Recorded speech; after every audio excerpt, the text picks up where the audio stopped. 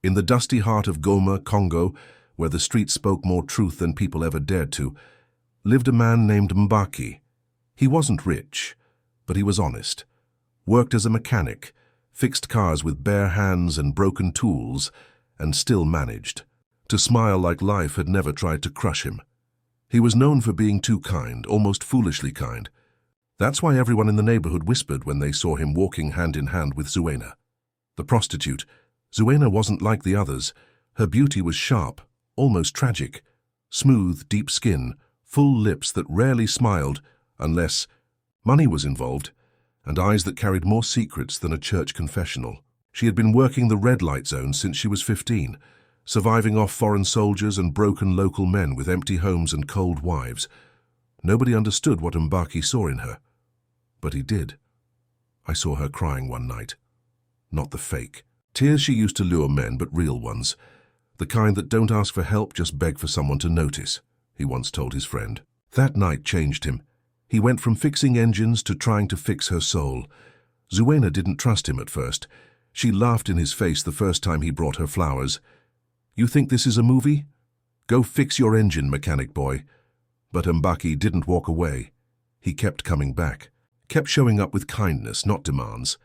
And one night, when the world felt too cruel and her body too tired to fake love again, she let him in, not just into her home, but her story. She told him about the uncle who sold her, the mother who drank herself to death, and the baby she lost in the back of a soldier's jeep. Mbaki didn't flinch. He listened like every piece of her pain mattered. He kissed her forehead like she was holy, even when she felt like hell. Within months he proposed.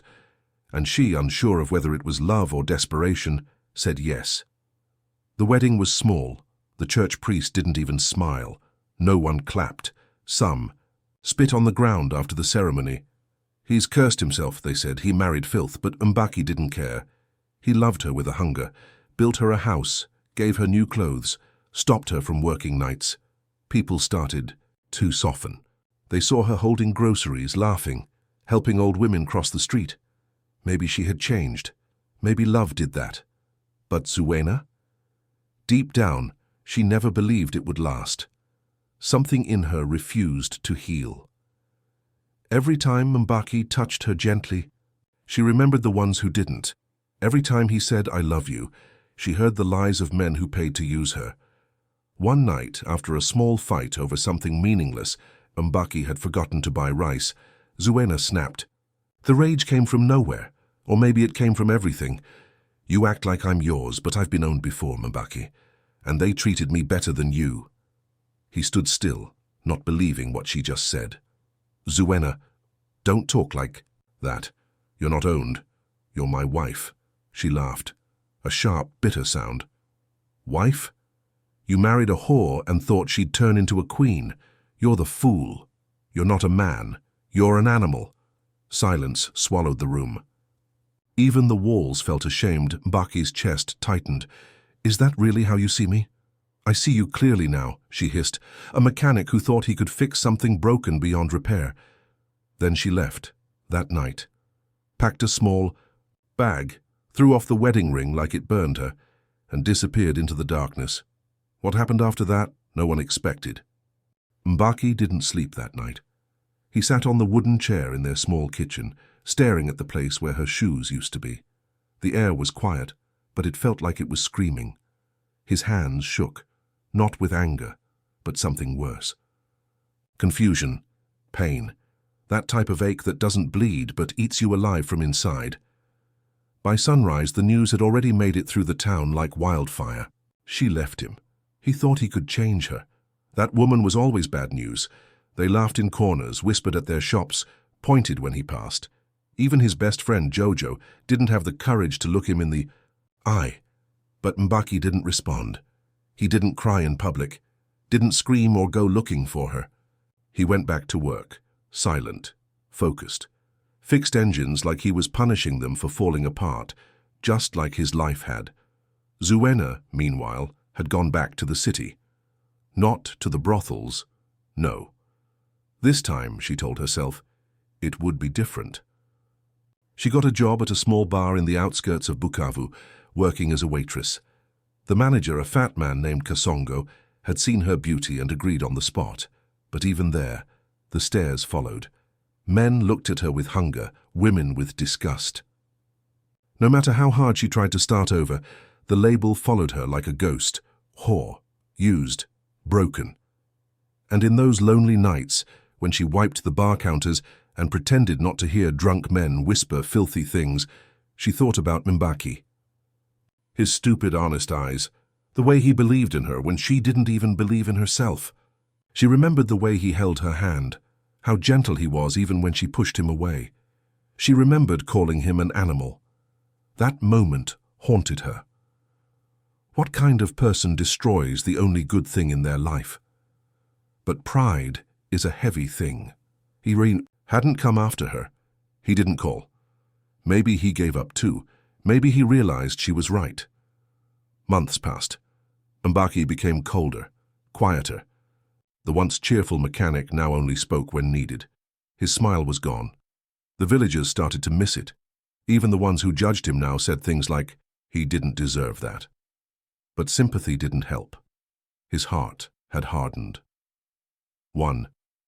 Rainy evening, while closing his shop, Mbaki found a small envelope shoved under his door. No name, no address, just 4 words, shaky handwriting. I was wrong. Z. He stared at it for a long time. Thought about burning it. Thought about crying. Instead, he folded it neatly, tucked it in his shirt and went home. That night, he couldn't sleep again. The next morning, he did something no one expected. He shaved, wore his best clothes, closed the shop, got on a bus. Bukavu was noisy, full of dirt, traffic, people who didn't look you in the eye. But he moved through the chaos with a purpose. He found the bar where she worked, walked in just as the sun was setting. Zuena was behind the counter, tying her apron. When she saw him, her hands froze. For a moment, neither of them moved. Then, she whispered, almost choking, "Why did you come?" Mbaki didn't smile. His voice was low, steady. "To see if the woman I loved is still alive in there, or if I was just loving a ghost." Her eyes filled with tears. "I'm sorry. I didn't know how to be loved." "I know," he said softly, "but you hurt me." She looked down. "I don't deserve your forgiveness." He nodded. "Maybe not, but I still needed to say what you are not." She blinked. "What?" "You are not an animal, and neither am I. We're just broken people, and broken doesn't mean worthless." She cried, right there in front of everyone. The strong, cold Zuena sobbed like a child. And Mbaki? He turned and walked out. He didn't ask her to come back. He didn't ask for anything. He just left her with her truth, and the pain of knowing someone still loved her after everything. But fate wasn't finished with either of them, because what happened next would tear open wounds they both thought were long gone. Zuena didn't sleep for 3 days after Mbaki walked away from that bar. His words rang in her ears like a haunting lullaby. Broken doesn't mean worthless. She couldn't eat, couldn't smile, couldn't even pretend to flirt with the drunk men who slipped money into her apron. For the first time in her life, the pain wasn't about survival. It was about regret, real regret. She quit the bar a week later, packed her few things, and went back to Goma. No one knew, no announcement. Just a silent return like a shadow coming back home. She didn't go to Mbaki's house immediately. She didn't think she had the right. Instead, she rented a small room near the bus station and started working at a second-hand clothing stall. The woman who hired her, Mama Kalebi, didn't ask questions. She just looked Zuena up and down and said, "You look like you've been through something. Welcome." Zuena saved every coin. She didn't dress up anymore. She didn't wear lipstick or heels, just plain clothes and tired eyes. But every evening she'd walk past Mbaki's shop. She wouldn't go in, just pass slowly, watching him from a distance. He saw her, every time. But he never called her, never waved. He just kept fixing cars like she wasn't even there.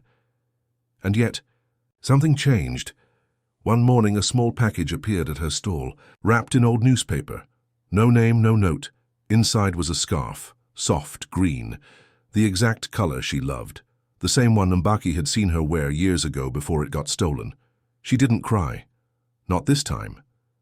Instead, she wrapped it around her neck and wore it every day. It became a silent conversation between them. She'd walk by, he'd look up. Their eyes would meet for a second too long. Then back to work. No words. But that calm. It was temporary. One afternoon, the calm broke. Mbaki's younger sister, Achieng, stormed into Zuena's stall, eyes burning with rage. "You think just because you walk around here like a ghost, everything is fine?" she spat. "You broke him, and now you want to sneak your way back into his life like nothing happened?" Zuena didn't defend herself. She didn't raise her voice. "I'm not asking for his love," she said quietly. "I'm just trying to live without hate." Achieng laughed bitterly. "You called him an animal, Zuena. You destroyed the only soft part left in him. My brother is not the same." Zuena nodded. "I know. I destroyed myself too." Words silenced Achieng. She left without saying more. That night Mbaki came to Zuena's door, not with anger, not even with questions, just quiet. "Can we talk?" he asked. She stepped aside and let him in. They sat on the floor. No furniture. No comfort. Just two broken people trying to find language between silence. "I never stopped loving you," he said suddenly. "Even after everything." Tears slid down her cheek. "You shouldn't have. But I did." They sat like that, for a long time. And maybe, just maybe, something healed in that room. Something too small to name, but big enough to breathe again. But life wasn't done with them yet. The next day, someone else returned to Goma. Jonas, Zuena's ex-client. A foreign aid worker who once promised her escape, but instead used her, beat her, and left scars that never healed. He had come back to help the poor again, but this time he wasn't looking for aid work, he was looking for her. He saw her in the market, smiled like he owned her, walked up behind her and whispered in her ear, still pretending to be a good girl. She froze. Panic returned to her lungs like drowning, and just as he tried to touch her arm, Mbaki appeared. His fist landed like thunder. Jonas hit the ground, blood spilling from his nose. "Touch her again," Mbaki growled. "And I swear I'll bury you myself." The market went silent. Zuena stared, heart pounding, but not from fear, from something else. Because in that moment, she didn't see a man trying to fix her. She saw a man ready to fight for her. Not as a broken woman, not as a wife, but as someone who mattered, someone who finally believed she did too. The fight changed everything. Word spread fast. Goma was small and its people loved gossip more than bread. They said Mbaki lost his mind, that he beat a foreigner in broad daylight. Some praised him, others called him stupid. But no one was indifferent. Zuena couldn't stop shaking for days. Not from fear of Jonas, he was gone again, vanishing into the shadows like all cowards do, but from what Mbaki did. She never asked for protection. She never believed she deserved it, but he gave it to her anyway, without hesitation, without permission. The night after the fight, she showed up at his house. He opened the door, confused. She didn't speak. Just stepped inside, stood in front of him, and dropped something into his hands. It was her old wedding ring. "I kept it," she whispered. "Even after I walked out, I kept it like a curse." He looked down at the ring, then back at her. "Why? Are you here, Zuena?" She didn't answer right away. Her lips trembled. Her eyes stayed locked on his, like she was afraid he'd disappear if she blinked. "I want to start over," she finally said. "Not pick up where we left off. Not pretend nothing happened. I want to build something new. From ashes, if we have to." Mbaki sat down slowly, the ring still in his hand. "Do you love me?" "I do," she said without hesitation. "But it's not the same love as before. It's wiser, it's scared, but it's real." He nodded, then stood up, walked to the kitchen, and poured 2 glasses of water. He handed her one like it was some kind of quiet agreement.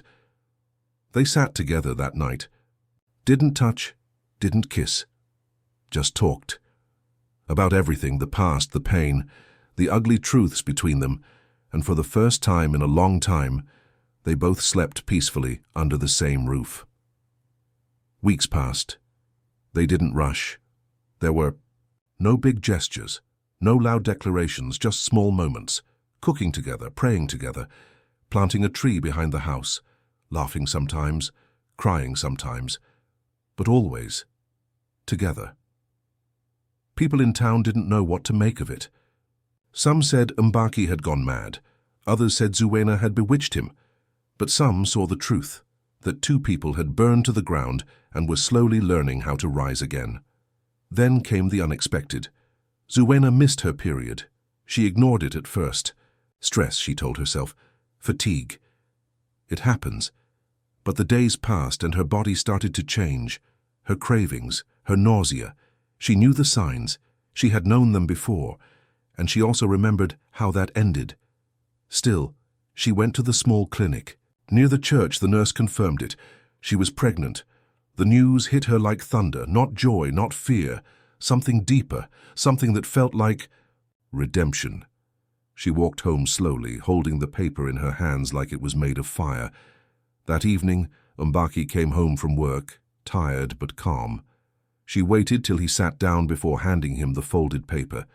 He opened it, read the words, then looked at her. No smile, no panic, just tears in his eyes. "Are you okay with this?" she asked softly. He nodded. "Are you?" She didn't answer with words. She just walked up to him, placed his hand gently on her stomach and whispered, "Maybe this is the new beginning we never knew we needed." But fate, as always, doesn't rest for long. Because while they were healing, someone else was watching. Someone who believed Zuena belonged to him. Someone who wasn't done yet. And this time, he wasn't coming alone. Rain pounded on the tin roof as if the sky itself was warning them. Mbaki was fast asleep, one hand still resting on Zuena's belly as she lay next to him, wide awake. She couldn't shake the feeling, like a shadow breathing on her neck. Something wasn't right. Something was coming. She brushed it off as fear. Old trauma. But she was wrong. 2 days later, as she was leaving the market with a basket full of vegetables, she heard a voice she had hoped never to hear again. Well, look at you now. Playing house." She turned around slowly, her heart slamming against her ribs. "Jonas?" His face still bore the scar from Mbaki's punch just above the bridge of his nose, but his smile hadn't changed. It was still the same. Slimy, smug grin of a man who thought the world owed him whatever he desired. "What do you want?" she asked, voice trembling but firm. "I came to take what's mine," he said casually, stepping closer. "You think you can crawl back to some village fool and pretend you're something you're not?" "I'm not yours," she spat. "I was never yours," he chuckled. "See, that's the problem with whores. They forget the rules once they taste stability. But deep down, you know what you are." Zuena's hands shook. She looked around, no one in sight. The road was too quiet. Jonas stepped even closer, dropping his voice. "You've got something I want. And I always get what I want." She backed away. "Touch me, and I'll scream." He smirked. "I'm not here to touch. I'm here to warn. That baby in your belly, it won't make him forget who you really are." Then he was gone. She stood there for a full minute, her legs refusing to move. When she finally got home, she didn't tell Mbaki what happened. She didn't want to ruin the calm, didn't want to see his rage again. But the silence she chose instead would come with a price, because Jonas wasn't bluffing. A week later, Mbaki's shop caught fire. The flames rose fast, high, and angry. By the time neighbors saw it, the roof had already collapsed. Mbaki managed to save only his toolbox. Everything else, gone. Years of work reduced to ash. He stood in front of the smoking ruin, covered in sweat and soot, hands shaking, lips pressed tight. The fireman said it was an electrical fault, but Mbaki knew better. He knew evil when it wore a smile. Later that night, he sat on the bed staring at the floor. Zuena finally told him everything. About the market, about Jonas's words, about the threat. He didn't speak. Not at first, just clenched his fists until his knuckles turned white. "I didn't want to worry you," she said, barely audible. "I thought if we ignored him, he'd go away." Mbaki looked up. His voice was low, cold. "He's not going away." Zuena's heart dropped. "What are you going to do?" "I'm not sure," he said. "But I'll protect you. And this, child, even if it kills me. That night, Mbaki didn't sleep. He wrote something in his notebook, then walked to the church at sunrise and spoke to the priest. By midday, he had a plan, and by sunset, Zuena was gone. He sent her to a safe place, far outside Goma, to a small village where his cousin lived. No one knew, no names, no phone. Just a message she was to wait until it was safe again. She cried as the bus drove off, staring out the window as Mbaki faded into the distance.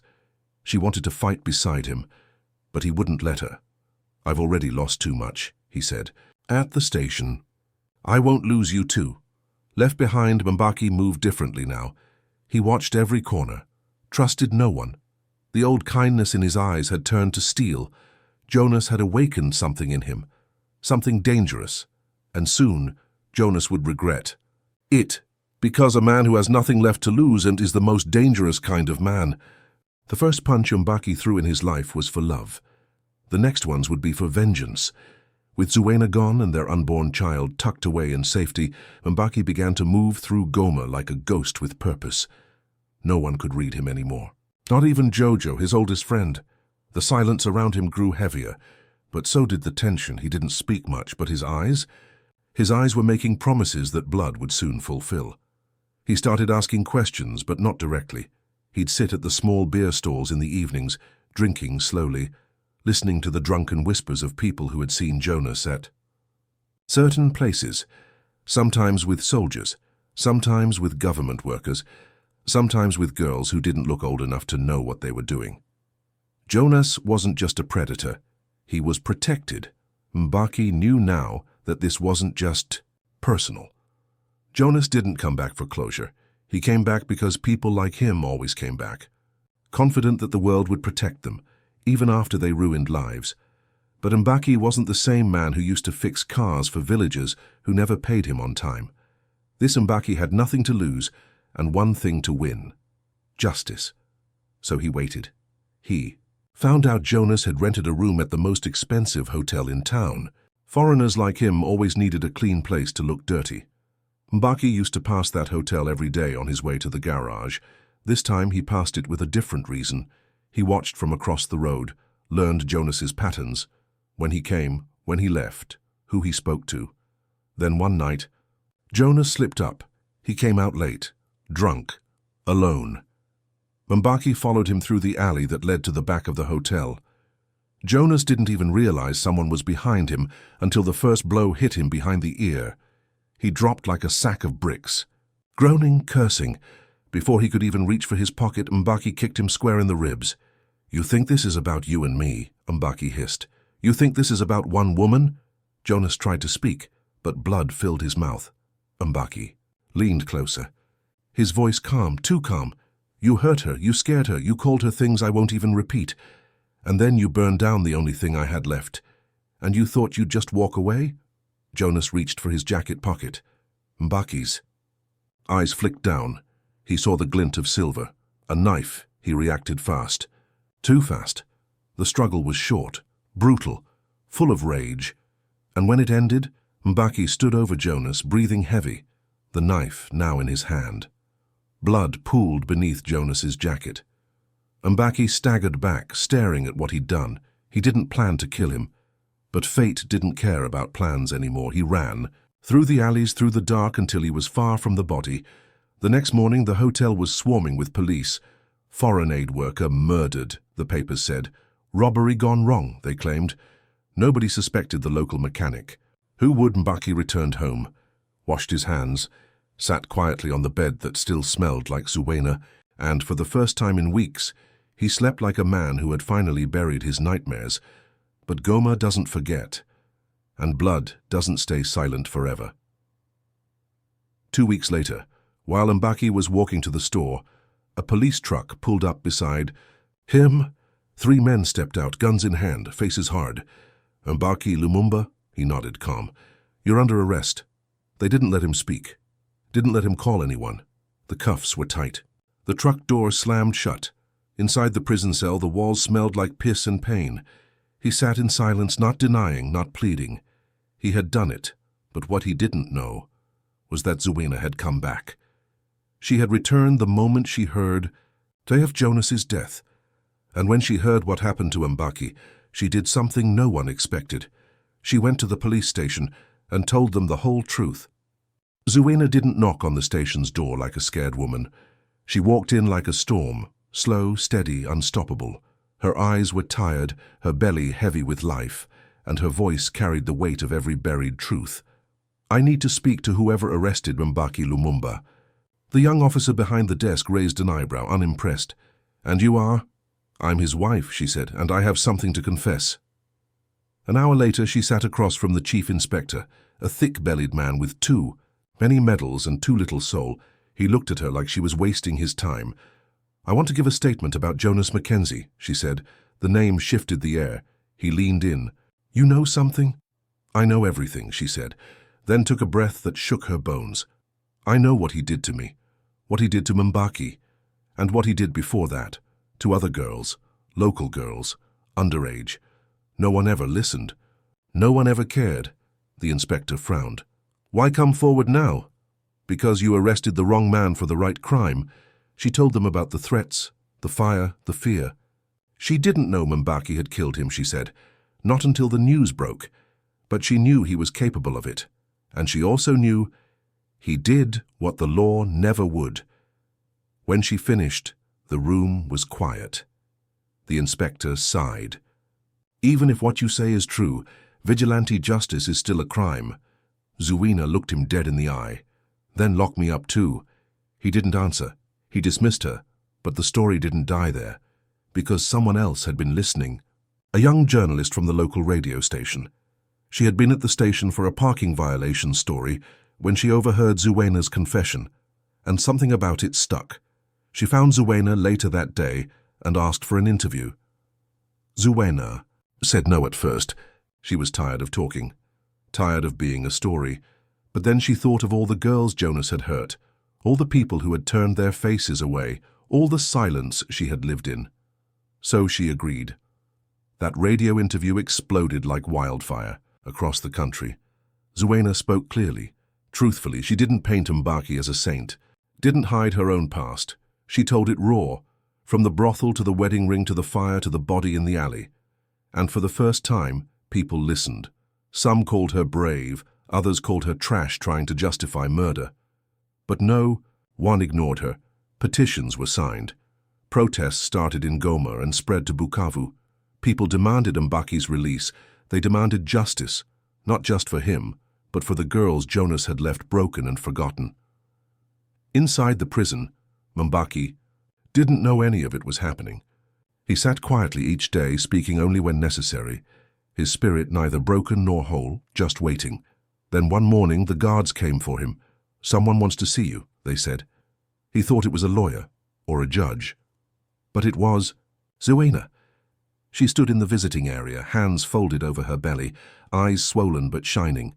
He stared at her like she was a dream he didn't dare believe. She smiled. "I told them everything." His lips parted, but no words came out. She stepped forward, reached her fingers through the bars and touched his hand. "I'm not running anymore, Mbaki. I'm not hiding. If they want to bury us, they'll have to bury the truth too." A week later, charges were reduced. The police couldn't prove the murder beyond reasonable doubt, especially with Jonas's known history coming to light. Mbaki was released on a conditional basis, not fully free but no longer caged.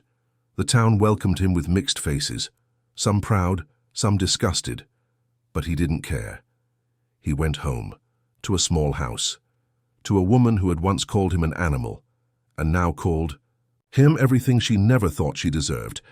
And 3 weeks later, she gave birth to a baby girl. They named her Tumaini. It means hope. Tumaini came into the world under a quiet sky. No storms, no noise, just soft winds brushing through banana trees behind their small home, and the steady breath of new life. She was tiny, with her mother's dark, wise eyes and her father's calm expression, like she already knew she had survived something fierce before even learning to cry. Zuena held her close and whispered, "You're not born of shame. You're born of fight." Mbaki stood beside them, silent tears on his cheeks. watching the two loves of his life wrapped in the same blanket of survival. Their house was small, but it was alive. For the first time in a long time, it didn't feel like they were running from the past. They were finally standing still, building something, day by day. Mbaki started working again, but not at the old garage. It was still ashes. Instead, he opened a small shack behind their home, fixing motorcycles and radios. Neighbors slowly came back, offering work, shy apologies wrapped in awkward greetings. Zuena, now known more for her radio interview than her past, started working with young girls in the church's outreach group. She didn't preach. She just listened. And sometimes that was all they needed. But wounds, even the deep ones, don't always stay quiet. One evening, Achieng, Mbaki's sister, came to visit for the first time in months. She stood at the door, arms crossed, face unreadable. Zuena opened the door, nervous. They stared at each other. Then Achieng stepped forward and placed a wrapped bundle into Zuena's hands. It was a small dress, hand-sewn, pink with embroidered flowers. "For Tumaini," Achieng said, her voice tight. "I thought maybe she could wear something that didn't carry pain." Zuena nodded, her throat tightening. "Thank you." The silence that followed was heavy, but peaceful. They sat together after that. Two women who had once been enemies, now connected by the same baby heartbeat. The world outside them didn't change overnight. People still whispered. Some still crossed the street when they saw Zuena. Some still said Mbaki should have been punished harder. That murder is murder, no matter the reason. But in their home, a new truth bloomed. Healing is not forgetting. It's choosing to live anyway. One afternoon, Tumaini took her first steps in the backyard. She stumbled, fell, then got back up. Zuena clapped quietly from the porch, tears rolling down her cheeks. Mbaki came from the shed, grease still on his hands, and lifted his daughter high in the air, both of them laughing like joy had been waiting its whole life for this moment. And maybe it had. Later that night, Zuena lay beside him, their baby, between them. Her voice was soft, sleepy. "Do you think she'll ask one day? About how we met? About everything?" Mbaki nodded slowly. "She will." "And what will we tell her?" He looked at the ceiling for a moment, then whispered, "That her mother was a warrior who didn't know she was a queen, and her father was a fool who believed in broken people, and together they tried to build a world where she wouldn't have to be either." Zuena turned toward him, kissed his shoulder, and smiled through the tears. Outside, Goma buzzed with life, the same city that had burned them, bruised them, tried to bury them. But they were still here, still breathing, still loving, still standing. And that was everything.